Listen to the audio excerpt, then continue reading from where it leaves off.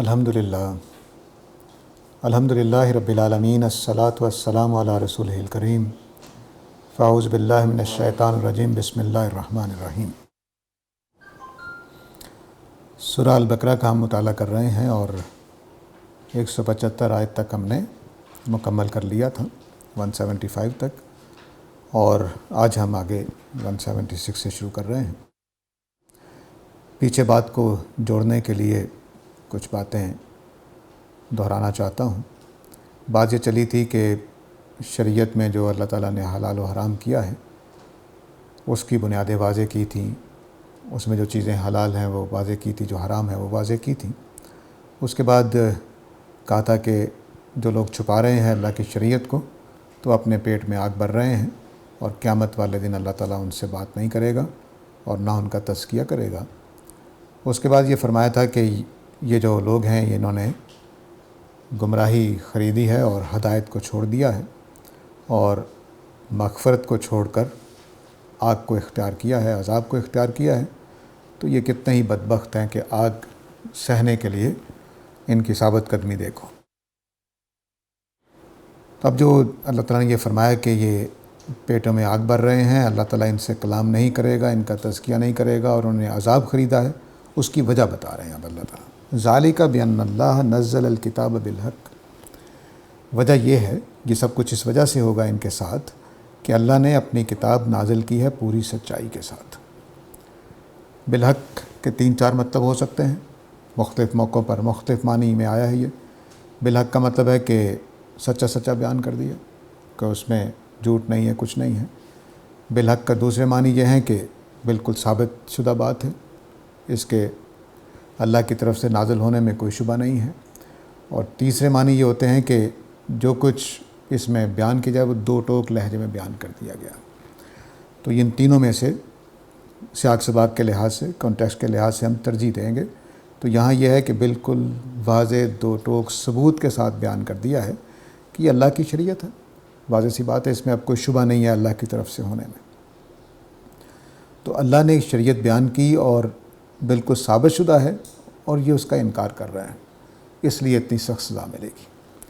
اور دوسری وجہ یہ بتائی کہ یہ اللہ کی کتاب کے اندر اختلاف کرنے میں شقاق بعید کا شکار ہو گئے۔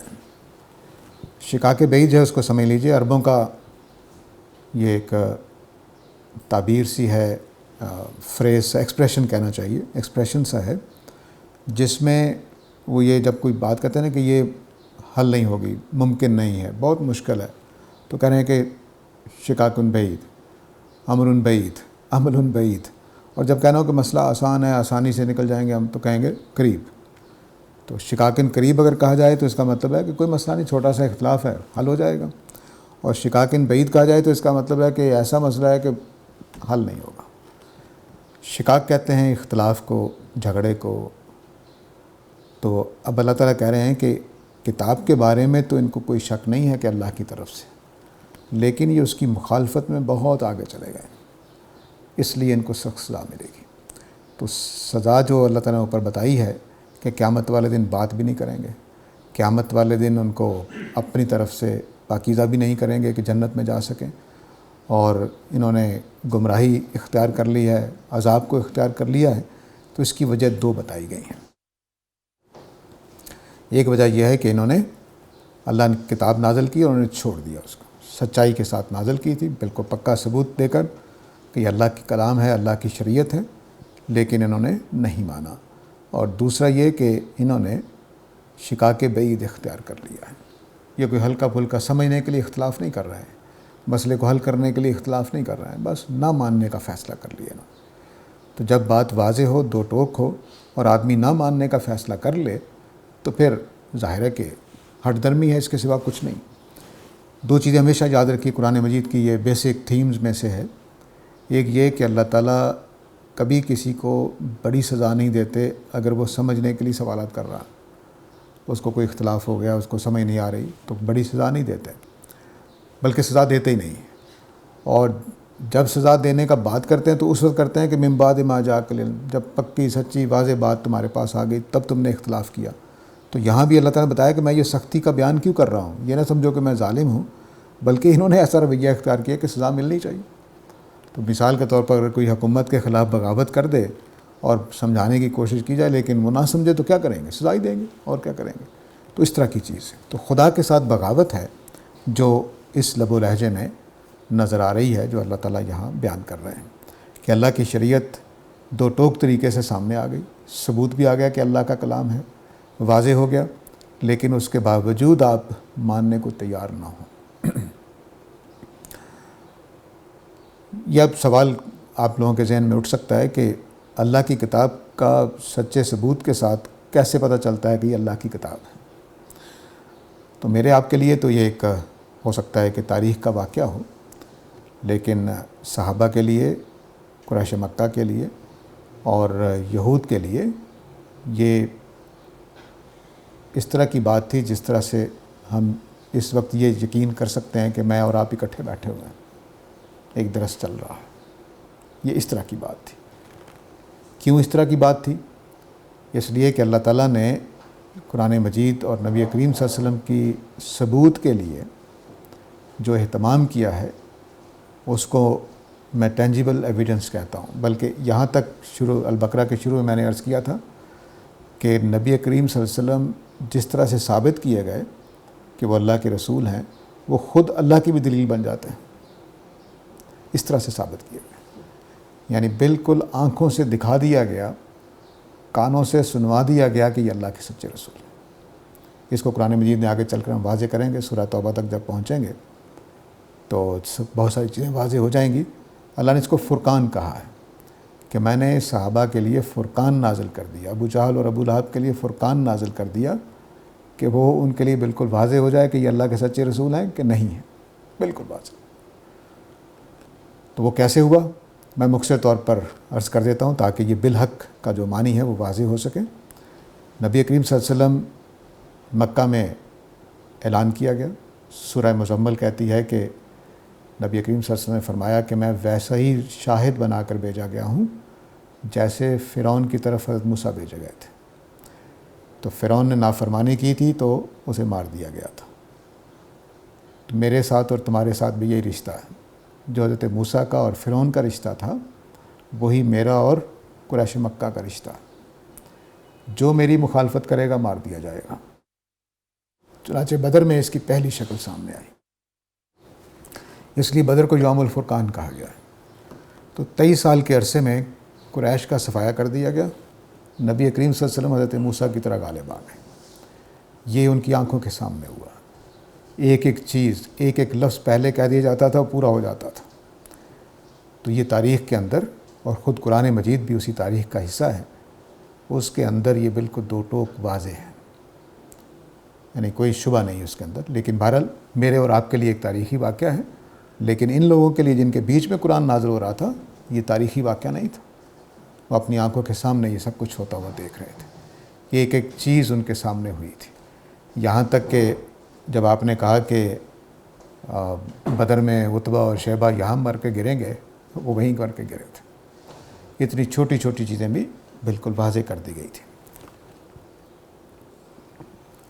تو یہ وہ ثبوت ہے جس کے بعد اللہ تعالیٰ کہہ رہے ہیں کہ ہم نے اس کتاب کو بالحق، یعنی جو اللہ کی یہ شریعت نازل ہو رہی ہے، سورہ البقرہ، سورہ آل عمران، یہ بالحق ثابت ہو چکی ہے۔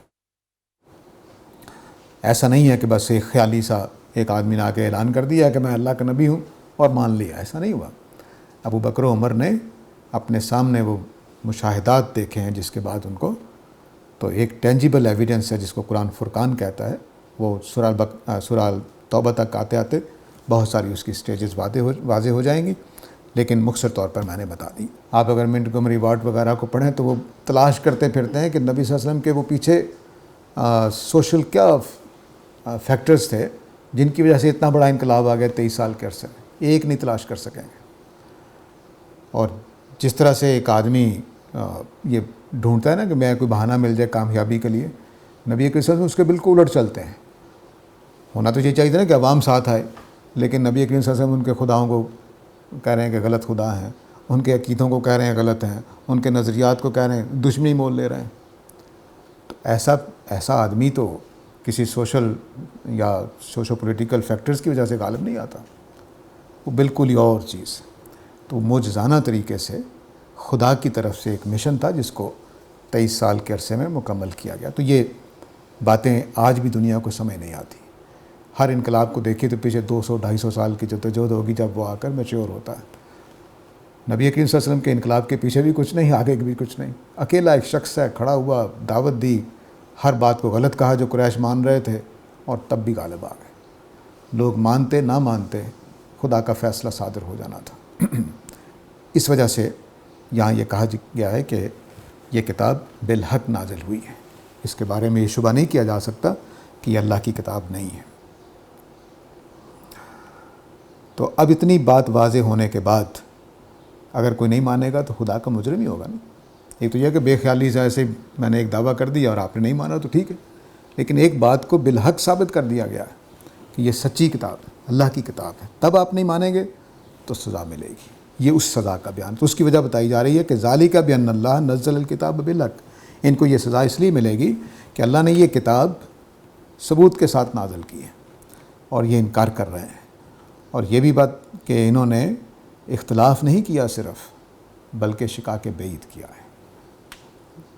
کتاب کی مخالفت میں، اس کے ساتھ اس کو نیچا دکھانے کی کوشش میں، اس کا انکار کرنے میں یہ دشمن بن کے کھڑے ہو گئے ہیں، اور دشمنی بھی ایسی کہ چھوڑنے کو تیار نہیں ہے۔ تو یہ دو جرم ہیں جس کی وجہ سے ان کو سخت سزا دی جائے گی۔ اب اس کے بیچ میں ایک، جیسے میں نے شروع سے سورہ البقرہ کو سمجھاتا چلا آ رہا ہوں کہ مسئلہ یہ درپیش ہے قرآن مجید کو کہ اہل کتاب کو آگے بڑھ کر اس دین کو قبول کرنا چاہیے تھا جو دین اللہ کی طرف سے نازل ہو رہا تھا، اور ان کی کتابوں میں بھی ایسے دین ہے، بہت تھوڑے سے فرق کے ساتھ، وہی توحید، وہی انبیاء کا تصور، اور انبیاء کی فہرست بھی وہی، سوائے نبی کریم صلی اللہ علیہ وسلم کے اضافے کے اور کوئی فرق نہیں ہے۔ تو انہوں نے اس مذہب کو اختیار نہیں کیا، اس حق کو نہیں مانا جو سچائی کے ساتھ بالکل سامنے آ چکا تھا۔ اس کی وجہ کیا ہے؟ مثال کے طور پر اگر آج محمد صلی اللہ علیہ وسلم نے آنا ہوتا اور ہم نہ مانتے تو وجہ کیا تھی؟ وجہ ایک ہی ہے کہ وہ تقوی کی کمی ہے۔ اس لیے سورہ البقرہ کے آغاز میں یہی بات کہی گئی تھی کہ ھدی للمتقین۔ یہ قرآن مجید سورہ البقرہ ان لوگوں کو ہدایت دے گی جو سنجیدگی کے ساتھ حق پرستی کی نیت کے ساتھ باتوں کو سنیں گے۔ اگر ان کی نیت خراب ہے، حق پرستی موجود نہیں ہے، تو کوئی بھی کتاب آپ کو ہدایت نہیں دے سکتی، سائنس کی کتاب کیوں نہ ہو۔ اگر آپ سائنس کی کتاب اس نیت سے پڑھیں گے یہ جاہل لوگ ہیں، کافر ہیں، ان کی کتاب کیا پڑھنی ہے، تو سائنس سے بھی کوئی فائدہ نہیں اٹھائیں گے۔ وہ تقوی قرآن میں بھی چاہیے۔ یہ کوئی زبردستی آپ کو دین نہیں سکھائے گی، زبردستی نیک نہیں بنائے گی، آپ کو خالص نیت کے ساتھ، سنجیدگی کے ساتھ اس کو پڑھنا پڑے گا۔ پڑھیں گے، باتیں سمجھیں گے تو ہدایت دے گی، ورنہ نہیں دے گی۔ اب اس کو پھر اٹھا لی، اس مسئلے کو جو پیچھے رویہ چلا رہا ہے یہود کا، اس کو یہاں پھر ایڈریس کیا ہے کہ لیس البر ان تولوا وجوہکم قبل المشرق والمغرب ولکن البر من آمن باللہ والیوم الآخر والملائکہ والکتاب والنبیین وآت المال علی حبہ ذوی القربى والیتامى والمساکین۔ بر کا لفظ بولا گیا ہے، بر کو پہلے سمجھ لیجئے، پھر میں یہی لفظ بولوں گا تو آسانی ہو جائے گی۔ بر کے معنی نیکی کے بھی کیے گئے ہیں، وفاداری کے بھی کیے گئے ہیں۔ اصل میں یہ اسم کا الٹ ہے، اسم یعنی حق تلفی کا الٹ ہے، اور عدوان کا الٹ ہے، سرکشی کا۔ اسم کا الٹ کا مطلب کیا ہے کہ یہ اس میں وفاداری ہے، حقوق کو ادا کرنا ہے، جو عدل انصاف کے مطابق معاملات ہوتے ہیں اس کو کرنا ہے، جو ذمہ داریاں آتی ہیں ان کو پورا ادا کرنا ہے، یہ بر کے معنی ہے، اور سرکشی اختیار نہیں کرنی۔ جیسے آگے چل کر ہم دیکھیں گے سورہ آل عمران میں کہ حضرت یحییٰ اور حضرت عیسیٰ کو برم بوالدتی اور برم بوالدین کہا گیا ہے کہ وہ والدین کے وفادار ہیں۔ تو وفاداری، جو آپ کی وفاداری کیا چیز ہوتی ہے کہ جو میرے اوپر ذمہ داری عائد ہوتی ہے، رشتے کی وجہ سے، تعلق کی وجہ سے، معاہدے کی وجہ سے، انسان ہونے کی وجہ سے میں پورا کروں، یہی وفاداری ہوتی ہے۔ تو فرمایا کہ نیکی یا وفاداری یہ نہیں ہے کہ تم مشرق اور مغرب کی طرف منہ کر لو، بلکہ وفاداری بر، اور بر کیا ہے وہ آگے میں تفصیل کرتا ہوں۔ پہلے یہ سمجھ لیجیے کہ مشرق و مغرب کا قصہ کیا ہے۔ یہ پیچھے ہم پڑھ چکے ہیں قبلے کی بحث میں کہ جب بھی کوئی قوم تقوی سے محروم ہوتی ہے تو وہ ان چیزوں کو زیادہ اہمیت دیتی ہے جو ظاہری طور پر نیک نظر آنے کے لیے کی جاتی ہیں۔ اس وقت ہماری امت کا یہی سب سے بڑا مرض ہے کہ ہم چونکہ تقوی سے محروم ہیں تو ہم ظاہری چیزوں پر زیادہ زور دیں گے۔ یعنی اس پر تو بہت گفتگو ہوگی کہ ہاتھ کہاں باندھنے اور رفع دین ہونا یا نہیں ہونا، لیکن اس پر کوئی بات ہی نہیں ہوگی۔ بے ایمانی ہو رہی ہے، چور بازاری ہو رہی ہے، دھوکہ دہی ہو رہی، کوئی بات نہیں ہوگی۔ تقوی کے ساتھ نماز میں کھڑے ہونا ہے، خدا خوفی کے ساتھ نماز میں کھڑے ہونا ہے، اس پر بات ہوگی کہ اونچی آمین کہنی ہے، خواہ کسی کی دل گردہ ہل جائے، خواہ کچھ ہو جائے، اونچی آمین کہنی، اس پر بات ہو۔ تو جب تقوی میں کمی آتی ہے تو ظاہری چیزیں اہمیت اختیار کر جاتی ہیں۔ تو قبلہ ان چیزوں میں شامل ہوتا ہے جو ظاہری چیزیں ہوتی ہیں، کہ آپ نے کدھر منہ کرنا ہے، کیسے کرنا ہے، کیا نہیں کرنا ہے۔ تو چنانچہ اگر آپ کا 1 انچ جائے نماز خراب ہو جائے تو ہو سکتا ہے کہ 2 گھنٹے کی بحث ہو جائے، لیکن آپ بے ایمانی سے نماز پڑھ رہے ہوں، ریاکاری کی پڑھ رہے ہوں، کوئی پرواہ نہیں۔ تو ان یہود کے ساتھ بھی ایسا ہی تھا کہ یہود نے اپنی شریعت کے کچھ چیزیں اتنی نمایاں، اتنی اہمیت دے لی ہوئی تھی کہ ان کو چھوڑنے کو تیار نہیں تھے، لیکن اندر ایمان نہیں تھا۔ اس پس منظر میں یہ جملہ ہے کہ نیکی یہ نہیں ہے کہ تم مشرق و مغرب کی طرف منہ کرو، بلکہ نیکی یہ ہے کہ تم اللہ کو سچے طریقے سے مانو۔ اللہ کو ماننے کا مطلب کیا ہے؟ وہ پوری طرح سے سامنے رکھ کر۔ ہم بھی اللہ کو مانتے ہیں، اکثریت پاکستانی قوم کی، لیکن نہ ماننے کے برابر ہے۔ تو یہاں ماننا اپنے صحیح تر معنی میں مراد ہے، سچے طریقے سے ماننا۔ جب کوئی چیز ہم مانتے ہیں تو پھر اس کی جو ریکوائرمنٹس ہوتی ہے اس کو پورا کرتے ہیں، تب وہ ایمان سمجھا جاتا ہے۔ مطلب میں نے کہا جی والد صاحب میرے بڑا احترام کرتا ہوں، لیکن ادھر والد صاحب نے ڈانٹا، ادھر میں پھوں پھاں کرتا ہوا گھر چھوڑ کر چلا گیا، تو میں نے کیا احترام کیا والد کا؟ کوئی نہیں۔ تو میرا یہ کہنا کہ میں والد صاحب کا احترام کرتا ہوں جھوٹ ہوا۔ ایسا ہی جب میں نے کہا کہ میں اللہ کو مانتا ہوں اور اللہ نے ایک مشکل ڈال دی میرے اوپر، یا ایسا حکم دے دیا جو میری پرانے دینی تصور سے ہٹا ہوا تھا، میں تو نہیں مانوں گا جی۔ تو اللہ کو ماننے کا مطلب کیا ہوا؟ تو ہمارا ایمان اور اس وقت کے یہود کا ایمان یکساں، بالکل وہی کیفیت ہے کہ ہم ذرا شریعت میں مشکل آ جائے، نہیں، کوئی ہلکی سی طریقہ بتائیں جی کہ اللہ بھی راضی ہو جائے، میرا بھی کام نکل جائے۔ تو یہ چور بازاری ایمان ہوتے ہوئے نہیں ہو سکتی۔ تو فرمایا کہ نیکی یہ نہیں ہے کہ تم مشرق و مغرب کی طرف منہ کے کرنے پر بحث کرو، نیکی یہ ہے کہ اللہ کو مانو تو پھر پوری طرح مانو، اس کے جو تقاضے ہیں، اس کی جو ریکوائرمنٹس ہیں، اس کی جو اس کے بعد جو کرنے کے کام ہیں وہ پوری طرح سے کرو۔ والیوم الآخر، اور آخرت کو بھی سچے طریقے سے مانو۔ ہم پاکستانیوں کو بھی آخرت پر ایمان ہے، لیکن سارے کام آخرت پہ ایمان کے خلاف کرتے ہیں، تو اس کا مطلب ایمان نہیں ہے۔ اس کو اللہ تعالیٰ ایڈریس کر رہے ہیں کہ ایمان لانا ہے آخرت پر تو صحیح طریقے سے ایمان لاؤ۔ یہ کیا بات ہوئی کہ بس ٹھیک ہے یہ آخرت کو مانتے ہیں لیکن ہر طرح کا غلط کام کرتے ہیں؟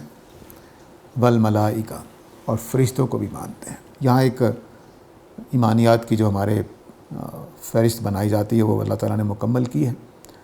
فرشتوں کو ماننا بھی یہود کے پیش نظر یہاں اضافہ کیا گیا ہے، بیان کیا گیا ہے۔ یہود جیسے پیچھے ہم پڑھ چکے ہیں، آگے بھی چیزیں آئیں گی، کہ جبرائیل علیہ السلام سے اس وجہ سے ناراض تھے کہ انہوں نے ان کے خاندان میں نبوت دینے کے بجائے بنی اسماعیل میں محمد صلی اللہ علیہ وسلم کو نبوت دے دی تھی، اس وجہ سے دشمن ہو گئے تھے۔ تو ہم پڑھ چکے ہیں کہ اللہ تعالیٰ نے بتایا کہ جو میکائیل کا اور جبرائیل کا دشمن ہے وہ اللہ کا دشمن ہے۔ جبرائیل اور میکائیل میرے حکم سے کام کرتے ہیں، وہ اپنی طرف سے نہیں کرتے، تو اس لیے یہاں اس کو شامل کیا گیا ہے کہ فرشتوں کو ماننا بھی لازم ہے۔ یہ ماننا پڑے گا کہ اللہ کا پیغام جو لے کر آتے ہیں تو وہ اللہ کے حکم سے لے کر آتے ہیں، اللہ کے حکم کی وجہ سے جو جس کو بھی نبوت دیں گے ماننا پڑے گا، ورنہ ایمان مکمل نہیں ہوا۔ والکتاب، اور اللہ کی کتاب آ جائے تو ماننا پڑے گا۔ یہاں کتاب واحد ہے کیونکہ پیچھے سیاق و سباق میں شریعت کا مضمون چل رہا ہے، تو اس لیے اللہ کی کوئی بھی کتاب ہو اس کو ماننا ہوگا۔ والنبیین، اور نبیوں کو ماننا ہوگا۔ اگر آپ خدا کو مانتے ہیں تو خدا کا نمائندہ آ جائے تو نہیں مانیں گے؟ مثلا ہماری علاقے کا جو تھانے دار ہے وہ حکومت کا نمائندہ ہے، تھانے دار کی بات نہیں مانیں گے تو آپ حکومت کی بات نہیں مانیں گے. میرا جو گھر تھا اس میں چھوٹی سی باہر کیاری جو ہوتی ہے اس میں ٹیلی فون کا وہ پول لگانے لگے. تو میں نے اس آدمی سے کہا جو کھود کر کھمبا لگانا تھا، میں نے اسے کہا یار کنارے پہ کر لو تاکہ میری کیاری کے پودے وغیرہ بچ جائیں. تو اس نے کہا نہیں جی جہاں پہ فٹوں کا حساب تھا کہ یہاں اتنے فٹ ہو رہے ہیں تو میں نے یہیں لگانا ہے. میں نے کہا یار آدھے 1 فٹ سے کیا فرق پڑے گا، کر دو آگے تھوڑا سا. تو مجھے بتاؤ میں تمہارے باس سے بات کر لیتا ہوں جس نے تمہیں بھیجا ہے. اس نے کہا جی کہ آپ سرکاری کام میں رکاوٹ بن رہے ہیں، میں شکایت کر دوں گا آپ کی. بالکل صحیح کہا اس نے.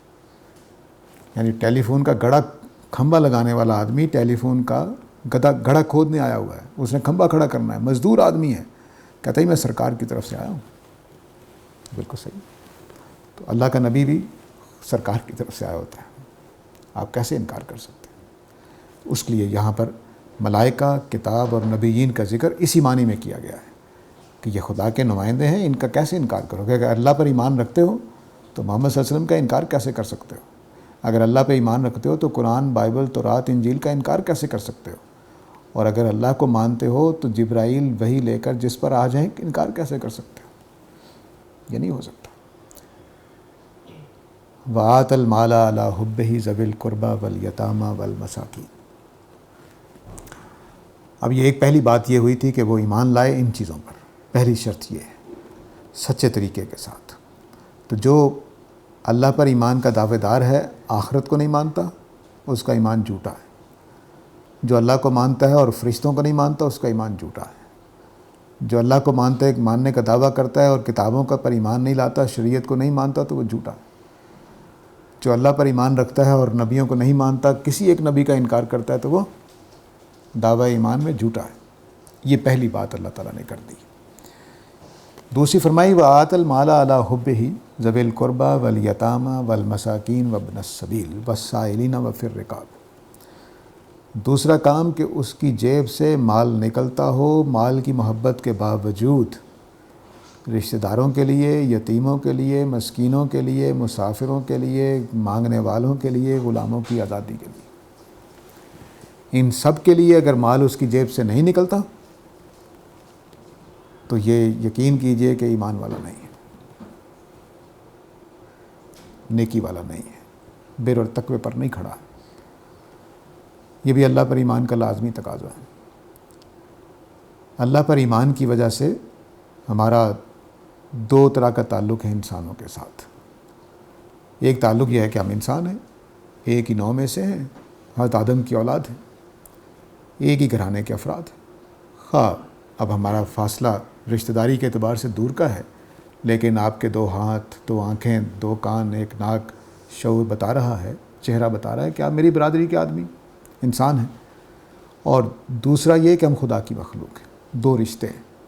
تو اللہ پر ایمان لانے کا لازمی تقاضا ہے کہ ان انسانوں کے بارے میں میرا رویہ مثبت ہو جائے، درست ہو جائے، اور میں اپنے قریب رشتہ دار کو بھوکا سوتے ہوئے دیکھوں، اس کے بچوں کے تن پہ کپڑے نہ دیکھوں اور میری جیب سے پیسہ نہ نکلے، تو میں نہ اللہ کو مانتا ہوں نہ انسانیت کو مانتا ہوں. یہ ہو نہیں سکتا کہ ایمان ہو اور آدمی سے یہ حرکت نہ ہو. یتیموں کو دیکھوں بجائے مدد کرنے کو ان کا مال کھا جاؤں. مساکین کو دیکھوں. یتیم سے تو واضح ہے کہ وہ لوگ جن کے باپ فوت ہو جاتے ہیں. مساکین ہمارے ہاں اردو میں بلکہ پنجاب میں شاید کہنا چاہیے، یہ تصور پایا جاتا ہے کہ جس کا باپ مر جائے وہ یتیم، جس کی ماں مر جائے وہ مسکین. نہیں، یہ اردو والوں کا تصور ہے یا پنجابیوں کا جو بھی ہے. مسکین اس شخص کو کہتے ہیں کہ جو بے کس ہو، کوئی کام نہ کر سکتا ہو، معذور ہو سکتا ہے، اتنا غریب ہو سکتا ہے کہ کوئی دکان ہی نہیں کھول سکتا، کمزور ہو سکتا ہے کہ وہ کوئی ہمت والا کام ہی نہیں کر سکتا، مزدوری وغیرہ بھی نہیں کر سکتا. اور وہ آدمی بھی ہو سکتا ہے کہ جو مزدوری وغیرہ کرتا ہے لیکن خرچہ پورا نہیں ہوتا، وہ بھی مسکین ہے. یعنی جس کو مسکنت طاری ہے، وہ معاشرے کا ذرا نچلے طبقے کا آدمی ہے، اپنے کام بھی پوری طرح سے کر نہیں پاتا، اس کے اوپر بھی مال خرچ کرنا ہے. اب یہ رشتہ دار نہیں ہے، پہلے رشتہ دار ہے، پھر یتیم ہے، پھر مساکین ہے. وابن السبیل، مسافر ہیں.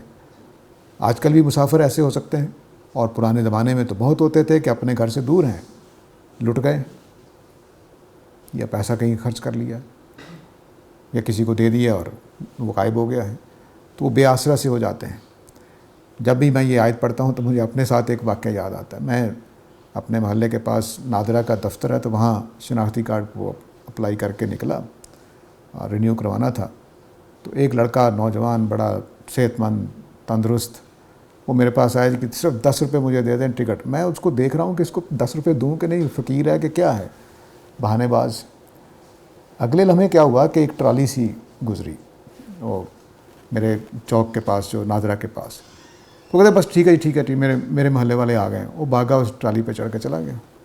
میں اپنی ذات میں اتنا شرمندہ ہوا کہ اس نے 10 روپے مانگے تھے، دے دیتا، اس کو بس کا ٹکٹ چاہیے تھا، بس اس نے اپنے محلے میں جانا تھا۔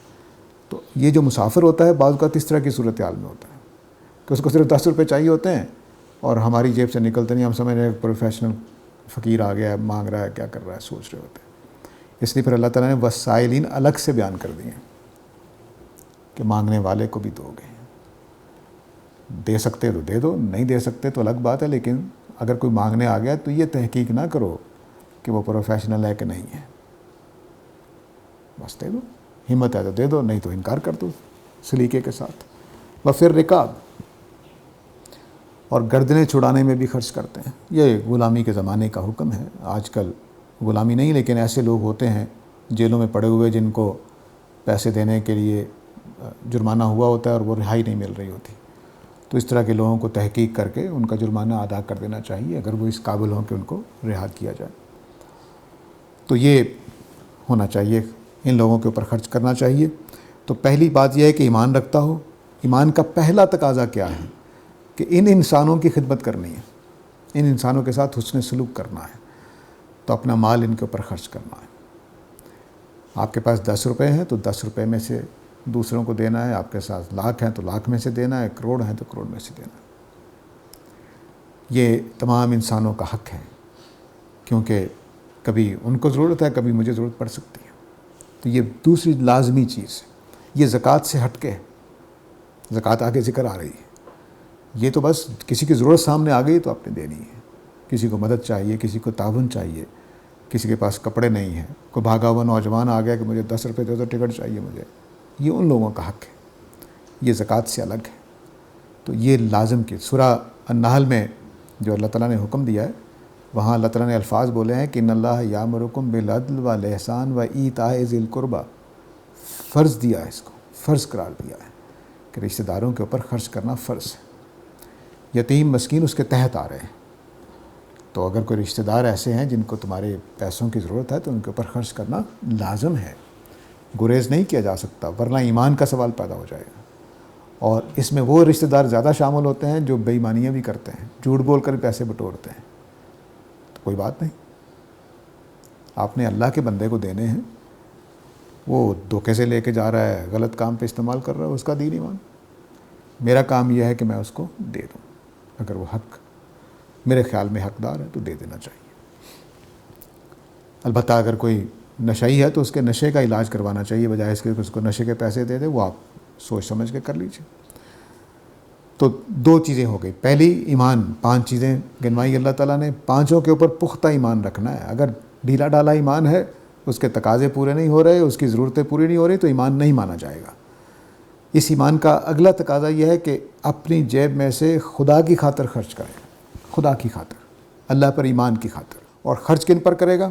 یتیموں پر، مسکینوں پر، رشتہ داروں پر، مسافروں پر، مانگنے والوں پر، اور گردنیں چھڑانے پر۔ اگر کسی کے دل میں ان چیزوں کے بارے میں ترس نہیں آتا تو وہ انسان ہی نہیں ہے، سچی بات تو یہ ہے۔ یتیموں کے حال دیکھ کر، مسکینوں کا حال دیکھ کر اگر کسی کے دل میں ترس نہیں آتا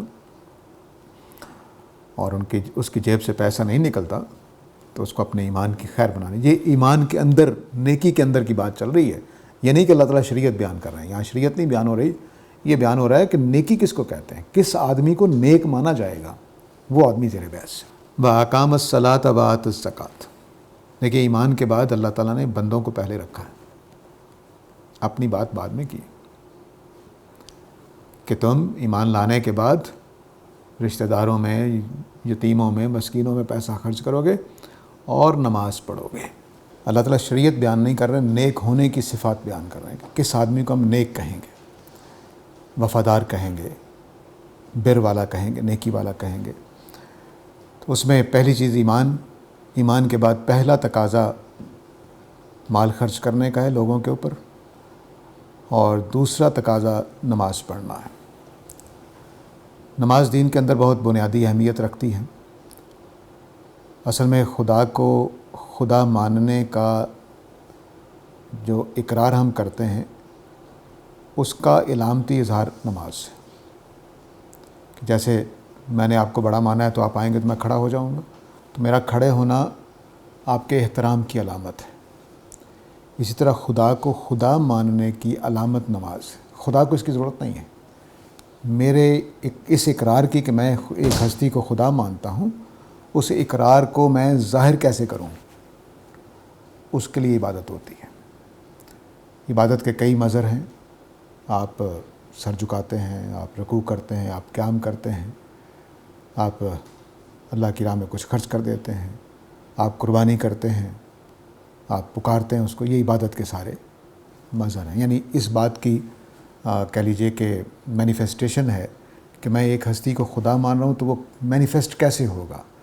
وہ ہوگا نماز پڑھنے میں، وہ ہوگا روزہ رکھنے میں، وہ ہوگا دعا کرنے میں، مشکل وقت پکارنے میں۔ یہ اس کی مینیفیسٹیشن کے طریقے ہیں۔ خدا جس کو مانتے اس کو تو اقام الصلاۃ میں یہ پہلو پیش نظر ہے کہ میں نے خدا کے خدا ماننے کے بعد نماز بھی پڑھی ہے، تو وہ آدمی ہی نیک ہوگا جس نے خدا کو خدا ماننے کے بعد پھر خدا کے ساتھ جو کام ہوتے ہیں وہ کیے بھی ہیں، ورنہ خدا نہیں۔ ہمارے ہاں اس کو یوں سمجھا جاتا ہے آج کل، چونکہ اسلام کیا سارے ہی مذاہب کو چیلنج درپیش ہے کہ لوگ ہر سوال اٹھا دیتے ہیں اس کے اوپر۔ تو نماز یہ نہیں ہے کہ اللہ کو نماز کی ضرورت ہے، نہیں، ایسا نہیں ہے۔ مجھے اس بات کی ضرورت ہے کہ میں اپنے ابا جان کو کیسے بتاؤں کہ میں آپ کا اچھا بیٹا ہوں، کیسے بتاؤں؟ ابا جان کو ضرورت نہیں ہے، وہ کھا پی رہے ہیں، صحت مند تندرست، لیکن جیسے ہی وہ آئے میں مسکرا کے میں آئی ہے ابا جان بیٹھی ہے، تو میں نے بتایا ان کو کہ میں آپ کا اچھا بیٹا ہوں، میں آپ کا احترام کرتا ہوں، آپ کو اچھا سمجھتا ہوں۔ یہ جذبہ ہے جس کی وجہ سے میں نماز پڑھتا ہوں۔ جیسے نبی کریم صلی اللہ علیہ وسلم سے جب یہ کہا گیا کہ آپ کے اگلے پچھلے گناہ معاف ہیں، آپ تہجد اس طرح پڑھتے تھے کہ پاؤں سوج جاتے تھے۔ عمر بھی ایسی تھی، 63 ایئر کے تھے آخری زمانے میں، تو 60 سے اوپر تھے، یا 50 سے کہہ لیجیے، جب مدینہ تشریف لائیں تو 50 سے اوپر تھے۔ تو اس عمر میں گردے اس طرح کے طاقتور نہیں ہوتے، پاؤں میں پانی جمع ہو جاتا ہے، اگر آدمی زیادہ دیر کھڑا رہے تو پاؤں سوج جاتے تھے، اور سوج جانے کے بعد تکلیف بھی ہوتی ہے۔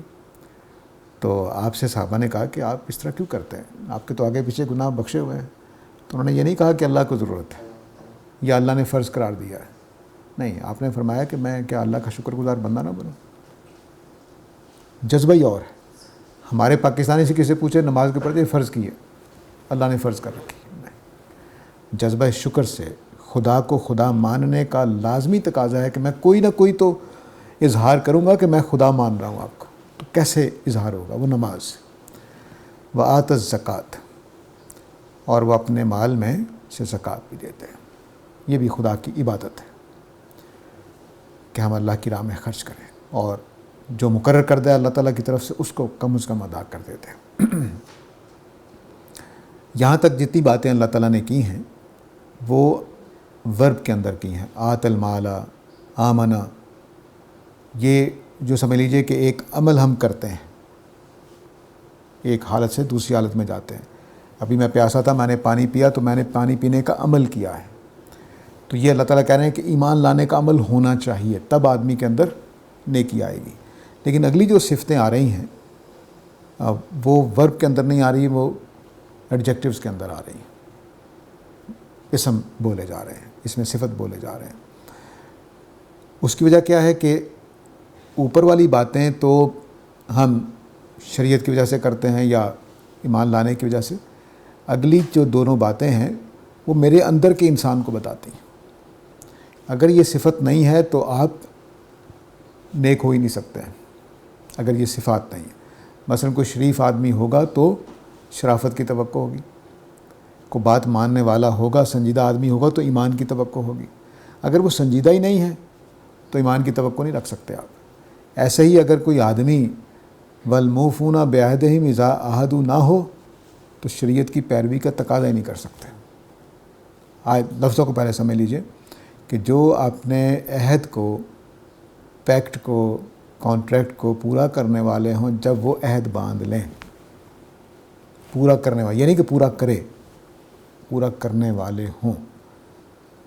اگر کوئی آدمی عہد معاہدے کی پاسداری کرنے والا نہیں ہے تو شریعت اس کے لیے کوئی اہمیت نہیں رکھتی، ہمیشہ یاد رکھیں۔ اللہ تعالیٰ نے اہل کتاب کے ساتھ جتنی بھی باتیں کی ہیں وہ عہد کے الفاظ میں کی ہوئی ہیں، میثاق کے الفاظ میں کی ہوئی ہیں۔ تو یہود نے اپنے عہد کی پاسداری نہیں کی، اس کو سامنے رکھ کر یہ جملہ بولا جا رہا ہے کہ والموفون بعہدہم اذا عاہدوا، جب بھی وہ عہد پورا کر لیں، اس کو پورا کرنے والے ہوں۔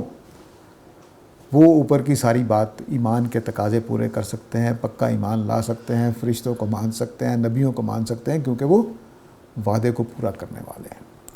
تو قانون جتنا بھی ہوتا ہے وہ عہد ہوتا ہے، کسی ملک کا ہو، شریعت کا ہو، یہ عہد ہوتا ہے کہ ہم نے آپ کو خدا مانا ہے، آپ حکم کیجئے، ہم مانیں گے۔ حکومت کا قانون بھی عہد ہوتا ہے، اس لیے میں کہا کرتا ہوں کہ جو ٹریفک کے قانون کو توڑتا ہے وہ گناہ گار ہوتا ہے، صرف ریاست کا مجرم نہیں ہوتا، وہ گناہ گار بھی ہوتا ہے، کیونکہ وہ عہد کا پابند ہے، اور ہم عہد کی خلاف ورزی کرتے ہیں تو گناہ گار ہوتے ہیں۔ اگلی بات فرمائی والصابرین۔ پہلی بات، وصف جو میرے اور آپ کے اندر ہونا چاہیے، وہ جب ہم کوئی زبان دے دیں، جب کوئی بات کر دیں، اس کو پورا کرنے والے ہونے چاہیے، اس میں خواہ نقصان ہو جائے، خواہ برباد ہو جائے زندگی۔ میں ایسے نیک نفیس لوگوں کو جانتا ہوں جنہوں نے اربوں روپے کا نقصان اٹھایا ہے بات پوری کرتے ہوئے، اور اللہ نے پکڑا پھر ان کو، اور نہ بھی سہارا دے اللہ تعالیٰ، دنیا میں دھکے ہی کھانے ہیں، تب بھی قیامت والے دن بہت اجر پائیں گے۔ لیکن یہ بات کہ میں نے عہد پورا کر دینا ہے خواہ نقصان ہو جائے، یہ لازمی بات ہے۔ اس لیے اگلی بات کہی والصابرین فی الباساء والضراء، خاص طور سے وہ لوگ جو ہر طرح کے حالات میں ثابت قدم رہنے والے ہیں۔ صبر کے معنی میں بتا چکا ہوں کہ عربی زبان میں صبر کے معنی برداشت کے ہیں، لیکن بہت چھوٹا سا وہ پہلو ہے۔ صبر کے معنی ہوتے ہیں اچھائی پر ہر حالت میں قائم رہنا، اچھے رویے پر، اچھی رائے پر، اچھے عمل پر ہر حالت میں قائم رہنا، یہ صبر ہے۔ ٹیکنیکل زبان میں یوں کہوں گا کہ اپنے موقف پر، اپنی پوزیشن پر، جو اچھی صحیح پوزیشن ہے اس پر ہر حالت میں قائم رہنا۔ اس میں آدمی چینج بھی ہوتا ہے۔ مثلا حق پرستی میری پوزیشن ہے کہ میں نے حق پرست رہنا ہے۔ آپ نے میری غلطی نکال دی کہ تم جو بات مان رہے تھے وہ غلط تھی، اصل بات یہ ہے، تو مجھے اپنی بات چھوڑ کر آپ کی بات ماننا صبر ہے، کیونکہ میں سچائی پر قائم رہا ہوں۔ تو سچائی پر قائم رہنے میں اپنی پوزیشن چھوڑنی پڑتی ہے۔ تو یہود اپنی پوزیشن نہیں چھوڑ رہے تھے، کہتے ہم نے تورات ہی ماننی ہے، ہم نے اپنی فقہائی کو ماننا ہے، قرآن کی بات نہیں ماننی۔ تو اس لیے جب اللہ تعالیٰ نے ان کو کہا کہ تمہارے لیے نئی نبوت پر ایمان لانا مشکل ہے تو نماز سے مدد لو اور صبر سے مدد لو، وہاں بھی یہی مطلب تھا کہ حق، سچائی کو ماننا تمہاری اصل پوزیشن ہے۔ تو سچائی اگر یہاں آج میرے پاس ہے تو یہاں پر میں کھڑا ہوں، کل آپ نے مجھے سچائی بتائی تو میں بس وہاں پر پہنچ جاؤں، اس بات کو مان لوں، یہ صبر ہے۔ تو صبر کا مطلب ہٹ درمی نہیں ہے، صبر کا مطلب ہے کہ میں نے صحیح رائے پر قائم رہنا ہے، صحیح عمل پر قائم رہنا ہے، صحیح رویے پر قائم رہنا ہے۔ کہاں کہاں؟ باسا میں و ذرا میں اور ہین الباس میں، تنگ دستی میں، کسی مرض کی حالت میں، کسی نقصان کی حالت میں، اور کسی جنگ کی حالت میں، ہر جگہ پر میں نے ثابت قدم رہنا۔ یعنی آپ مجھے گالی دیں، میں گالی نہ دوں، یہ کیا ہوگا کہ میں نے نیچے نہیں اترا اپنے مقام سے کہ میں بھی گالی دینے والا انسان بن جاؤں۔ نبی کریم صلی اللہ علیہ وسلم فرمایا کرتے تھے ایمان اور گالی ایک دل میں اکٹھے نہیں رہ سکتے۔ ایسا ہی فرمایا ایمان اور جھوٹ ایک دل میں اکٹھے نہیں رہ سکتے۔ ہمارے پاکستانی جتنی گالیاں دیتے ہیں وہ ایمان اس لیے موجود نہیں ہے۔ تو صبر کرنا کیا ہوگا؟ آپ نے میری چوری کی، میں بھی آپ کی چوری کر لوں، میں صابر نہیں رہا، مجھے تھانے جانا چاہیے، پولیس کے پاس جانا چاہیے، یہ میری چوری ہو گئی ہے، مجھے اس پر شک ہے، بس۔ لیکن آپ چوری کرنے والے بن جائیں، گالی دینے والے بن جائیں، آپ نے میرے ساتھ جھوٹ بولا تو میں بدلے میں آپ کے ساتھ جھوٹ بول دوں، بیوی نے میرے ساتھ بے وفائی کی ہے میں بیوی کے ساتھ بے وفائی کرتا ہوں، یہ نہیں۔ تو یہ جو چیز ہے یہ صبر کے خلاف ہوگی۔ تو صبر اپنی پوزیشن پر، اپنے موقف پر جو صحیح ہے اس پر ہر وقت قائم رہنا۔ تو میں اپنے معیار سے نیچے نہ اتروں، یہ صبر ہے۔ میں اپنا ایمان نہ چھوڑوں، یہ صبر ہے۔ میں اپنے حقائق پسندی کو نہ چھوڑوں، یہ صبر ہے۔ میں سچائی کی تلاش میں رہوں، یہ صبر ہے۔ تو قرآن مجید کا یا عربوں کا صبر یہ تھا، اس لیے ترجمہ اس کا ہونا چاہیے ثابت قدمی، نہ کہ صبر۔ اردو میں صبر کے معنی بڑے خراب ہو گئے۔ تو ہر موقع پر حق بات پر، ایمان پر قائم۔ اب دیکھیے پیچھے جو بات چل رہی تھی، جو میں نے پچھلی دفعہ آیت نمبر 174 تھی، کہ یہ دین کو چھپا رہے ہیں کس لیے؟ وَيَشْتَرُونَ بِهِ ثَمَنًا قَلِيلًا، دنیا کے تھوڑے سے فائدوں کے لیے، دنیا کے تھوڑے سے فائدوں کے لیے دین کو چھپاتے ہیں۔ اب اللہ تعالیٰ کہہ رہے ہیں کہ تم ہر حالت میں دین پر قائم رہو گے، سچائی پر قائم رہو گے۔ نقصان ہونے والا ہے تب بھی اللہ پر ایمان پر قائم رہو گے، فائدہ ہونے والا ہے تب بھی اللہ کے ایمان پر قائم رہو گے۔ کسی جگہ لاکھوں کا نقصان ہو رہا ہے، اس وعدے کو پورا کرو گے، وعدے پر قائم رہو گے، چھوڑو گے نہیں۔ تو یہ جو کر جائے گا، جس کے اندر یہ دو صفات ہوں گی اور اوپر کے وہ 4-5 اعمال ہوں گے، نیک آدمی وہ ہے، اس کے علاوہ کوئی نیک نہیں ہے۔ قرآن مجید بھی ہدایت بھی انہی کو ملے گی۔ اب دیکھیے اللہ تعالیٰ کے ایسے لوگوں پر تبصرہ کیا ہے، اولئک الذین صدقوا، یہی قول و عمل کے سچے لوگ ہیں، یہی پکے مسلمان ہیں، پکے نیک ہیں، واولئک ھم المتقون، اور یہی تقوی والے ہیں۔ تو اب آپ کو یاد آ جانا چاہیے کہ سورہ کے آغاز میں کہا کیا تھا کہ یہ اللہ کی کتاب ہے، ھدی للمتقین، یہ ان لوگوں کے لیے ہے جو سچائیوں پر قائم رہنا جانتے ہیں، جو ہر طرح کے حالات میں حق کا ساتھ دیتے ہیں، باطل کی طرف نہیں چلے جاتے ہیں۔ فائدہ ہوگا تو باطل پکڑ لیا، فائدہ ہوگا تو حق پکڑ لیا، ایسے لوگ ایمان نہیں لا سکتے۔ تو یہود کا یہی وہ رویہ تھا جس کی وجہ سے ان کے ہاں منافق تھے، جس کی وجہ سے عربوں کے ہاں منافق نہیں تھے۔ یہ عجیب و غریب بات ہے، قریش مکہ کے زمانے میں کوئی منافق نہیں تھا۔ جتنے منافق دیے ہیں مدینہ والوں نے دیے ہیں، کیونکہ ان کے پاس یہودی تھے، اس طرح کے لوگ تھے۔ تو منافقت آتی ہماری جیسی قوم، جیسے اس وقت ہم ہیں، ہمارے آج اگر محمد صلی اللہ علیہ وسلم آئیں تو ہم میں سے ایک بڑی تعداد منافقین کی ہوگی، کیونکہ ہمارا ایمان ظاہری ایمان ہے۔ ہم اس پر لڑتے رہتے ہیں کہ رفع دین کرنا ہے کہ نہیں کرنا، آپ کی داڑھی ٹھیک ہے کہ نہیں ٹھیک ہے، آپ کے پانچے ٹھیک ہے کہ نہیں ٹھیک ہیں، آپ نے آنکھوں میں سرما لگایا ہے کہ نہیں لگایا، بین والی قمیض پہنی ہے کہ کالر والی پہنی ہے، ہم اس میں لڑتے رہتے ہیں، تقویٰ اندر ہوتا ہی نہیں۔ حضرت عیسیٰ کے اس جملے پر ٹائم ہو گیا، درس ختم کرتا ہوں، کہ یہودی علماء کے بارے میں آپ نے فرمایا کہ تم سفیدی پھری ہوئی قبروں کی طرح، اندر گلی سڑی لاشیں ہیں، اوپر سفیدی کی ہوئی، بڑے صاف ستھرے، نہائے دھوئے، سرما لگایا ہوا، کپڑے دھوئے ہوئے، مونچھوں کے ٹھیک کی ہوئی، داڑھی ٹھیک کی ہوئی، لیکن اندر غلاظت ہی غلاظت بھری۔